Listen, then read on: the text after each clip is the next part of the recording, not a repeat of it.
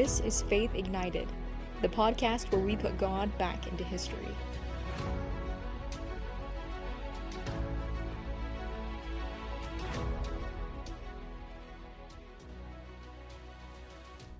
Episode 19 of Tender Awe.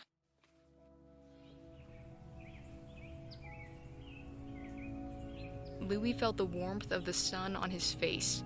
His satchel swung over his shoulder, and his worn boots scuffing against the dirt beneath his feet. Thoughts of home put an extra spring in his step as he anticipated their vacation from school.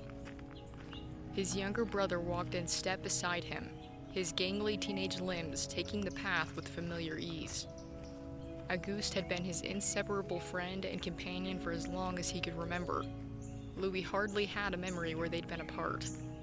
He smiled, thinking about their boyish escapades about the countryside, and his mother's extraordinary patience when the boys brought back pet birds, rabbits, fish, and mice. Louis listened to the sweet sounds of the birds soaring over their heads, and the wind brushing against his skin. His eyes kept trailing to the towering snow-capped peaks in the distance, feeling that familiar pull to comprehend their mysteries. Since being in school, he understood even more fully the complexity of these things, the wonder of existence. He'd recently been able to make his first excursion to the Alps, and when night had descended, he'd watched a large storm gather below them, while on the summit it remained perfectly clear. Even after his companions had all gone to sleep, Louis had sat there alone, captivated by the forming of the dark clouds, releasing torrents of rain upon Lake Lucerne below.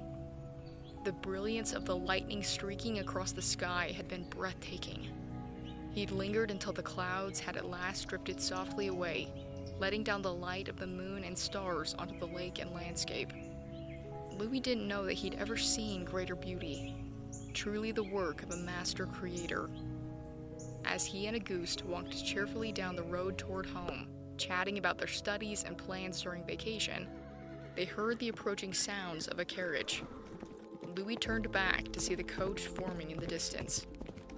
It soon overtook them, and to their surprise, it slowed to a halt. The two boys watched as the door opened and the face of a finely dressed man appeared.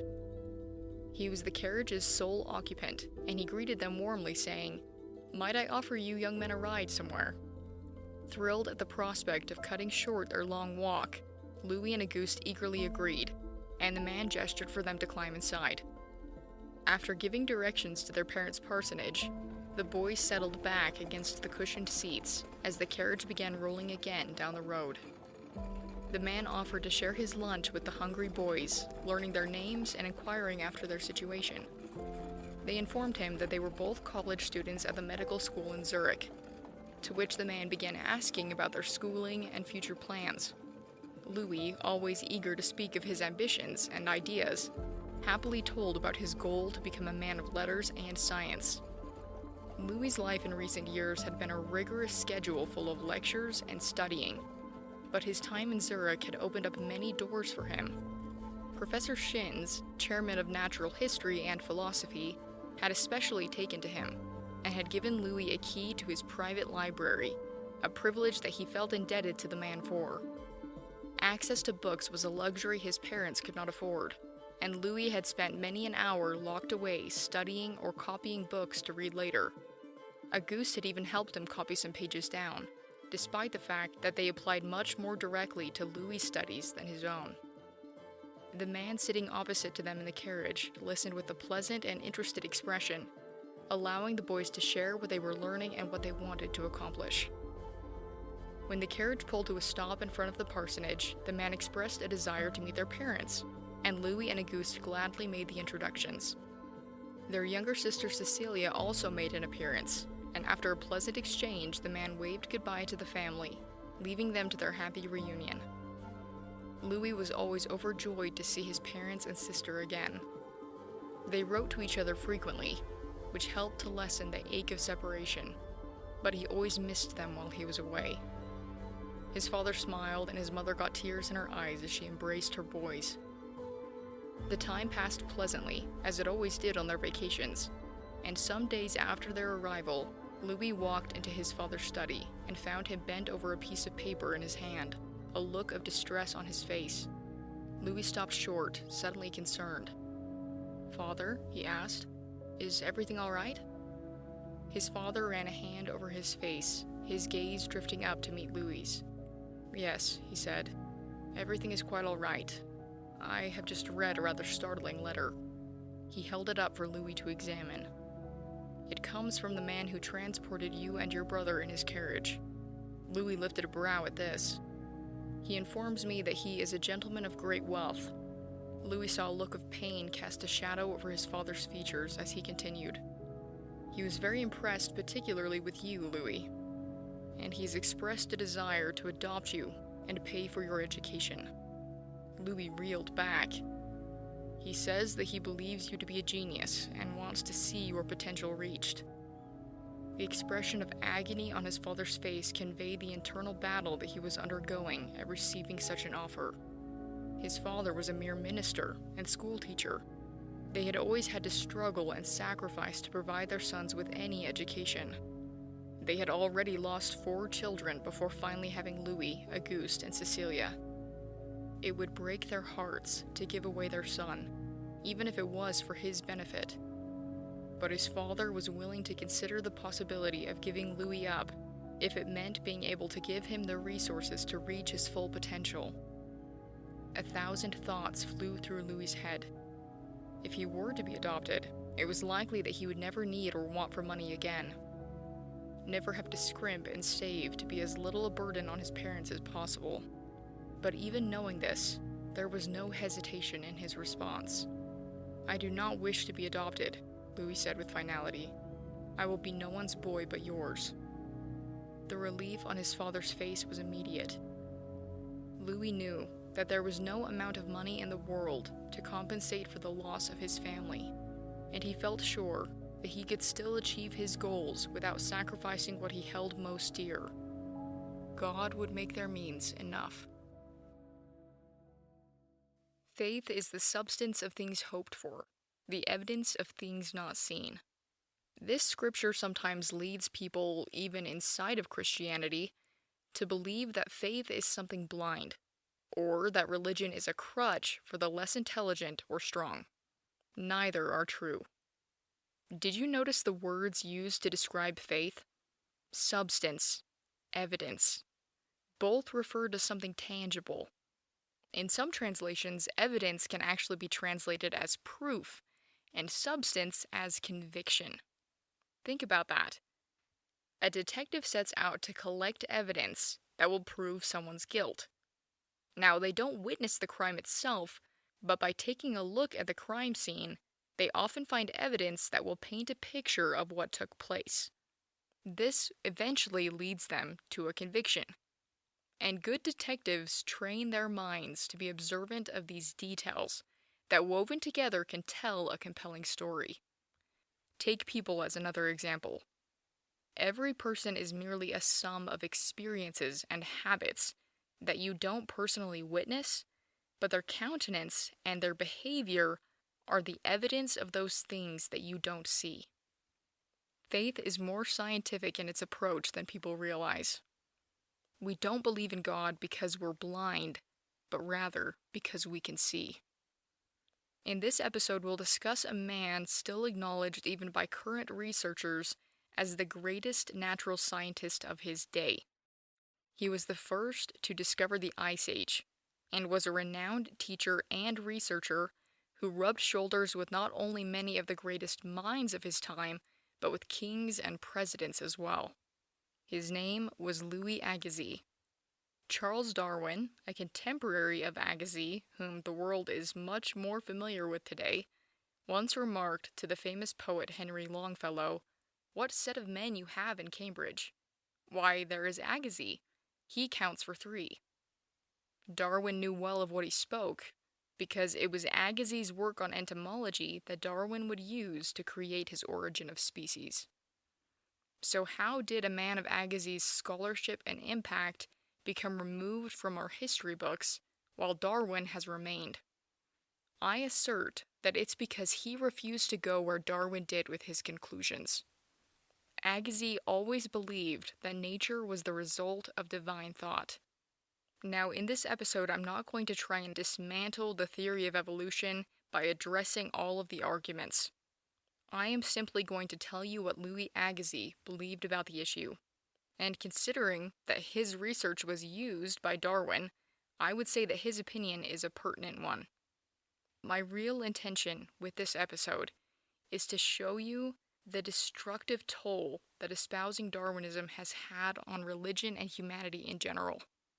And I think that you'll be shocked by what I've discovered. But first, to give you some background on who Louis Agassiz actually is, because you're probably not familiar with him.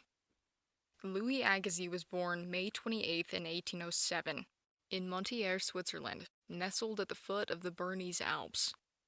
His ancestors were French Huguenots who fled from France during the persecution of Protestants under the reign of King Louis XIV.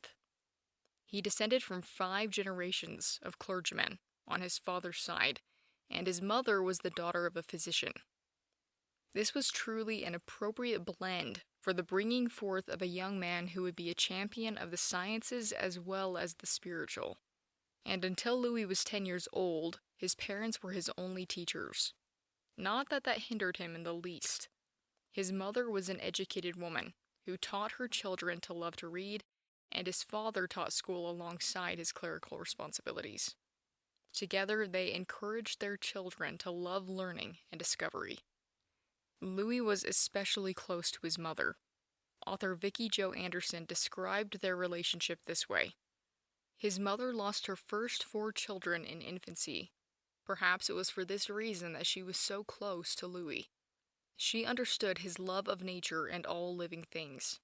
She recognized he had intellectual tendencies, and more than a child's normal delight with animals. It appears that early in his life, she had been granted an understanding of the great work that he was destined to do. This knowledge gave her the position of being his most intimate friend even up to the last hours of her life. It may be partly because of this relationship that Agassiz always maintained such a high view of women. He even based his PhD thesis on the idea that, quote, women being historically the later creation was an improvement upon man. He was a strong believer in women being educated. In fact, he and his wife would together form a boarding school for women that would eventually become the famous Radcliffe University. And Elizabeth Agassiz wrote, Louis's love of natural history showed itself almost from infancy. When a very little fellow, he had beside his collection of fishes all sorts of pets, birds, field mice, hares, rabbits, guinea pigs, etc., whose families he reared with the greatest care. Agassiz's parents patiently indulged their son's curiosity, recognizing his interest in the world around him as a sign of his great intelligence. When he was 10 years old, Agassiz left to attend a boarding school that was about 20 miles away from his home, and his brother joined him there a year later.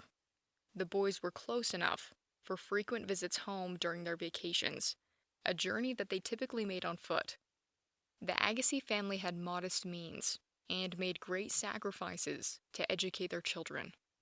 Louis recognized the burden this was for his parents and was determined not to waste his time or their money. So he spent long days studying, and even in his free time he was analyzing species of fish or having long discussions with his friends debating the problems of the universe. He wrote to his parents assuring them that at all events I shall restrict myself to what is absolutely necessary and do my best to economize. He went on to college at age 17 at the Medical School of Zurich. It was while he was there that he had what might have been a life-altering experience. He and his brother were making the journey home when they were overtaken by a carriage, and a gentleman offered them a ride. After sharing his lunch and asking the boys about their studies, he was so impressed with Louis that he later wrote to his father offering to adopt him. This was a matter of great anxiety for his parents because, of course, they wanted their children to have every opportunity possible, and they knew that a man with means like that could open up doors that they could never dream of. But Louis told them that he had no interest in that, and the matter was quickly dropped. This might seem like a simple thing, but the fact that a stranger in the span of a carriage ride was so convinced of Louis's potential that he wanted to adopt him tells you a lot about who he was. But what tells us even more was the loyalty and love that he felt for his family. In studying for this episode, I had the opportunity to read many of the letters that the family wrote back and forth during Louis's education, and I was so impressed by the incredible love and respect that existed in that family. One example was the fact that Louis had no interest in studying medicine, but he attended and graduated from medical school because his parents wanted him to have a stable degree that would secure his future. So he did. His father wrote to him saying, "Let the sciences be the balloon in which you prepare to travel through higher regions, but let medicine and surgery be your parachutes." Louis listened to his father's counsel and followed through with obtaining his degree. And after his examination, the dean said to him, "The faculty have been very much," with emphasis, "pleased with your answers. They congratulate themselves on being able to give the diploma to a young man who has already acquired so honorable a reputation."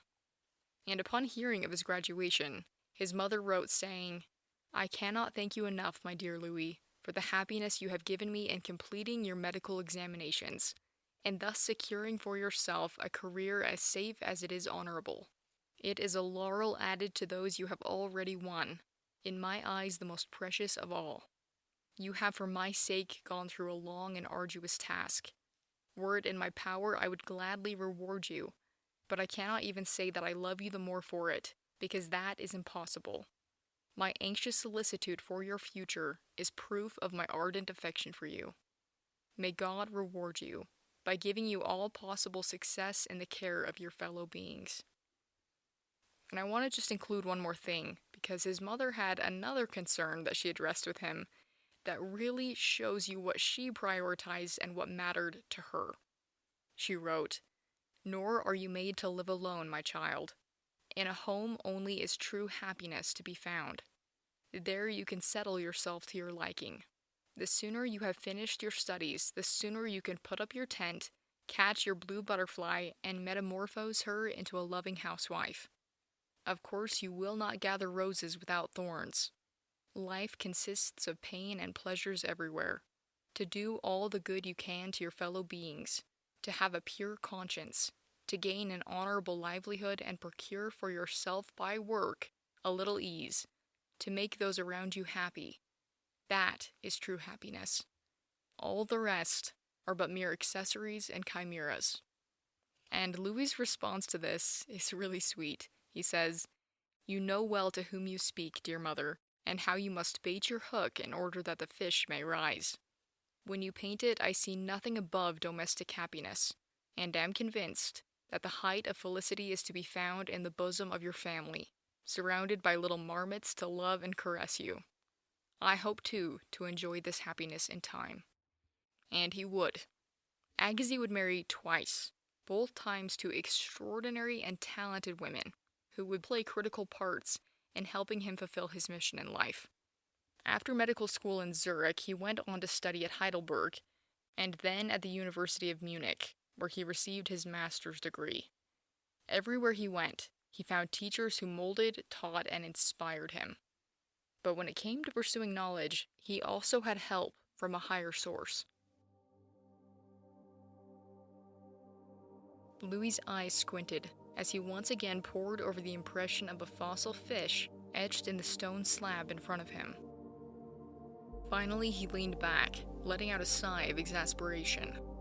He'd spent 2 weeks trying to decipher this particular specimen, but as of yet, he'd been unable to classify it. Weary and confused, he finally rose to his feet, trying to push the matter out of his mind. Since coming to Paris, he'd regularly put in 15-hour days, sometimes skipping meals just to get by. His small apartment was right across from the Center of Natural History for Europe, very convenient considering the amount of time that he spent there. The headmaster Georges Cuvier had proved an extraordinary mentor to Louis since his arrival. Louis's real wish was that he would have his help in preparing a book on fossilized fishes. Cuvier had created the animal classification system into 4 branches, based on their anatomical structure. And this classification system seemed greater confirmation in Louis's estimation of the reflective mind behind creation. God used patterns, and they always existed simultaneously. As Louis made the short walk back to his apartment, the city lights glowed all around him, and he again tried not to become discouraged with the current specimen that he was working on. Exhausted, he climbed into bed, staring up at the ceiling before sleep overtook him. As his mind was released from consciousness, he saw the shape of a fossilized fish, indeed the fossilized fish that had been so perplexing him the past weeks. But he wasn't just seeing the partially revealed shapes, but the fossil in its entirety, with its missing features perfectly restored. His eyes opened as reality seeped into his awareness. Brow creasing, Louis rose up and got dressed. He tried to keep the image fastened in his mind, but it soon faded. Still determined, he strode across the street to the center of natural history to take another look at the stone slab. He hoped that as he sat down to analyze it, the image that he'd seen in the dream might come back with vividness. But alas, it was nothing but a blurred record now. Disappointed, Louis once again went to bed that night with no further answers in regard to his specimen. Then, as he slept, the image of the fish reappeared as clearly as before. But as he got up, the image again became blurry in his memory. But as he got ready for bed that night, in anticipation of the dream again repeating, he placed a pencil and paper beside his bed before climbing beneath the covers. As his mind again became submerged in dreams, he saw his vision once more. It was hard to make out at first, but at last the image sharpened with such distinctness that he no longer had any doubt as to its zoological characteristics. Still half dreaming, and in total darkness, his hand reached for the pencil. Without the aid of light, he traced the characters onto the sheet of paper before going back to sleep. When morning came, he rolled onto his side to inspect his nocturnal artwork. He was stunned by what he saw. The features were not only not what he expected, but in his mind seemed an impossibility for the fossil to reveal. Anxiously, he hurried back to the center of national history, sketch in hand. Using the drawing as a guide, he began chiseling away at the surface of the stone.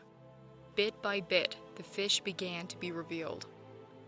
Finally, Louis sat back, staring at it now fully exposed. It corresponded perfectly with the sketch from his dream. Gazing at it in wonder, he knew that something extraordinary had just taken place. This discovery made by Agassiz disclosed a fossil that was hitherto unknown, and led to the modern science of ichthyology. You see, this is what set Agassiz apart from other scientists. His faith was a great advantage because it gave him access to knowledge and understanding that was greater than his own. And this is very characteristic of Agassiz, who considered the pursuit of scientific knowledge as a sacred endeavor. Anderson stated it this way: even as a child, Agassiz felt that God's revelations of himself were not limited to the writings in the Bible.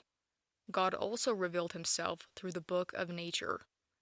Agassiz considered himself to be the librarian of the works of God.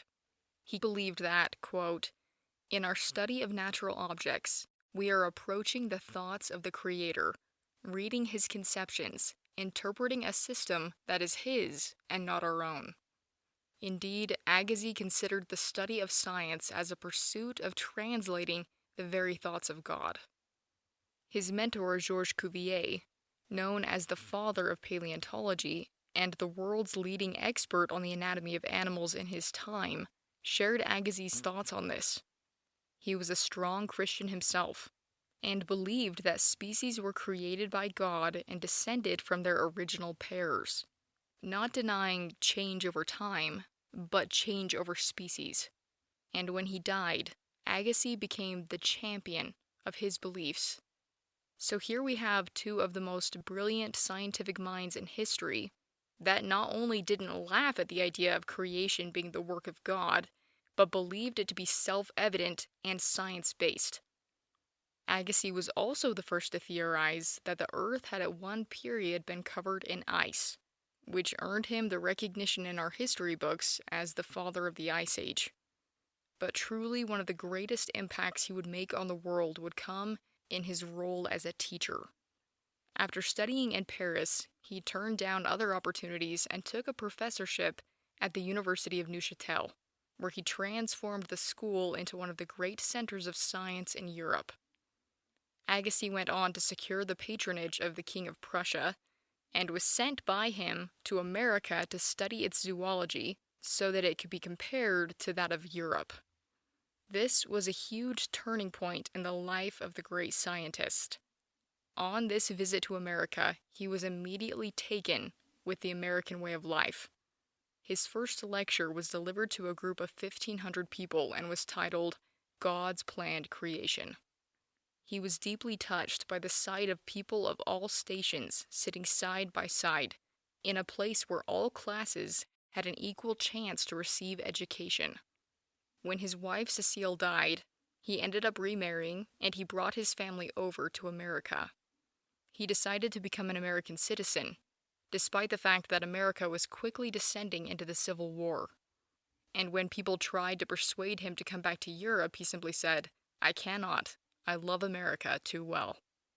His coming to this part of the world was divinely timed, because before this, America had mainly been concentrating time and efforts to build up their nation, and they were just now beginning to focus on the increase of the arts and the sciences. And after Agassiz had read the scientific compilations that America had to offer, he found them to be, quote, not of good execution. And so he made an unannounced visit to the President of the United States, who was John Knox Polk, to help the government set some strict criteria for scientific works and publications. Anderson said, "Many of America's scientific advancements owe their progress to the groundwork Agassiz set, and his consistent demand for quality." The very next year, Agassiz became a professor of natural history at Harvard, and he personally helped to train the next generation in the sciences. His philosophy was, to look is to know. He introduced a new way of teaching. His winter curriculum was confined to the indoors, but his summer curriculum was always outside. He would take his students for hikes, continually pointing out to them the marvelous works of God as they walked with no textbook. He said, "If you study nature in books, when you go out of doors, you cannot find her." One of his students, Clara Connet Gilson, described Agassiz this way, quote, "His eyes would moisten with tears of emotion as thoughts of his creator came rushing to mind, while he traced his, the creator's, footsteps in the science he studied. His eyes mirrored his soul. I think there never was but one pair of eyes such as Professor Louis Agassiz." And Anderson said, "He was easily moved to tears or laughter, and made no attempt to hide his feelings." David Starr Jordan, who was for a time a pupil of Agassiz, said that he was, quote, "the best friend that ever student had, because the most genial and kind. Cambridge people used to say that one had less need of an overcoat in passing Agassiz's house than any other in that city." Jordan also wrote, "Of the older teachers of biology in America, the men who were born between 1830 and 1850, nearly all who have reached eminence, have been at one time or another pupils of Agassiz." Agassiz was also instrumental in helping to found the Natural History Museum in the Smithsonian Institute. But above all else, he was a teacher that made an indelible imprint on the lives of so many.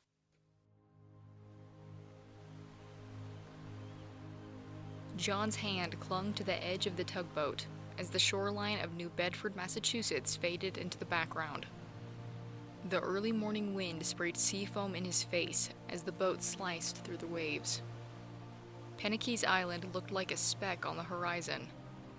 It was the smallest of the 8 little islands off the heel of Cape Cod.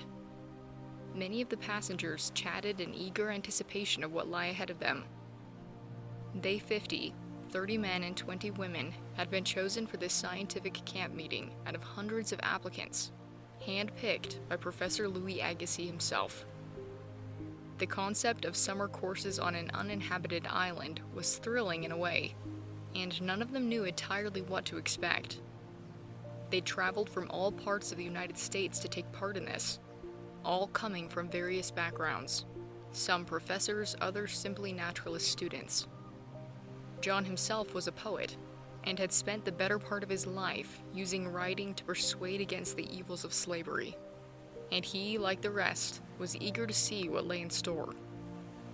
As the tugboat landed in the little harbor, a tall, robust figure, bending somewhat from age, watched them, his large round face beaming with pleasure. He had kindly dark brown eyes and a cheery smile that greeted them. His enthusiasm was infectious. He warmly greeted them all, looking into the faces of those he'd made choice of among so many applicants. A farmhouse could be seen in the distance, as well as a flagstaff, barn, willow tree, and a flock of sheep.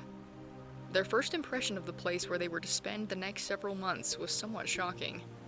The old barn had been hastily converted into a dining hall and lecture room. A new floor had been put in, but the doors and walls remained unchanged, and swallows' nests could still be seen under the eaves. The animals had been removed, and the hay wagon had been replaced with 3 long tables, and to the right of them a movable chalkboard. The next day, as they finished the morning meal, Agassiz rose from his place at the head of one of the tables. As he began expounding on his purpose for gathering them all there, the swallows flew in and out of the building, ignorant that this place was no longer a barn, but a temple of learning. They nearly grazed the professor's shoulder as he spoke of the need of better education, how those needs could be met, and the result that might come to America from the training and consecration of those 50 teachers present. It was obvious to those in the gathering that this was no ordinary school, let alone some frivolous summer outing, but a mission and work of great importance.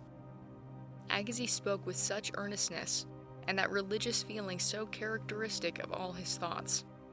For science was to him a form of God's truth that should not be trifled with. His words landed with great resonance upon the ears of his listeners. Indeed, John believed that the words could never be duplicated justly. As Agassiz arrived at the end of his remarks, he looked at them, saying, "I would not have any man to pray for me now," and encouraged each of them to say their own prayer in silence. He bent his head, as did the others present, as their thoughts ascended to God. John felt deeply moved by the entire scene. Even a master such as Agassiz knew to whom he turned for enlightenment, and by example taught all present to do the same.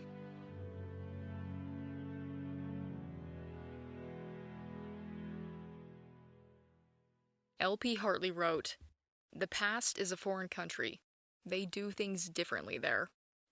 That's something that's easy to lose sight of when you study history. We often try to impose our 21st century views and political expectations on people who did not live with our understanding or circumstances. And I've found that a common practice of Satan when trying to remove God-fearing men and women from history is to highlight weaknesses in a person so as to eliminate their credibility. And he's done this with extraordinary success, mostly because people don't know history very well. Now, that being said, no one in history is perfect, other than Jesus Christ. We all have flaws, things that we didn't see clearly, things that we wish we could do differently, which is why it's so easy for the devil to use this tactic. If you were to do just a casual search about Louis Agassiz online, the first results are going to be controversial views on race. Now, he was not in favor of slavery, but he did have theories about different races being of different intelligences based on the size of their skulls, which we know today to be totally unscientific.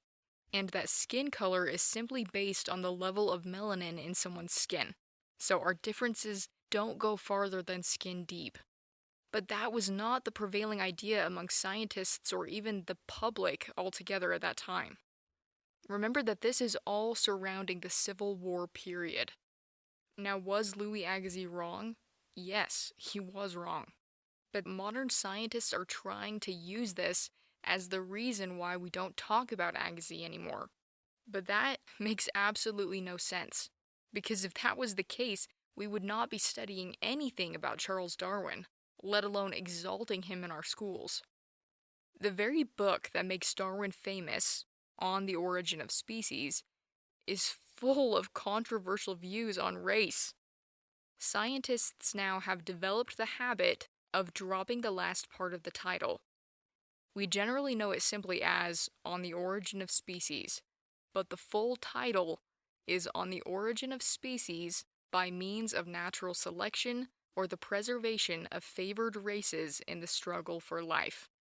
Darwin would further develop his ideas in his lesser-known book, The Descent of Man, where he theorized that man, having evolved from apes, continued to evolve, with some races evolving farther than others, placing his white or Caucasian race at the very top, with the lower organisms at the bottom, which he called low, savage, and degraded.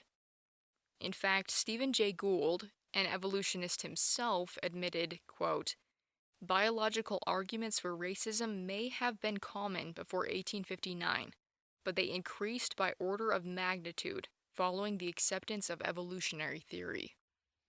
And even more chilling is a quote that comes from Sir Arthur Keith, who was both a strong believer in evolution as well as scientific racism.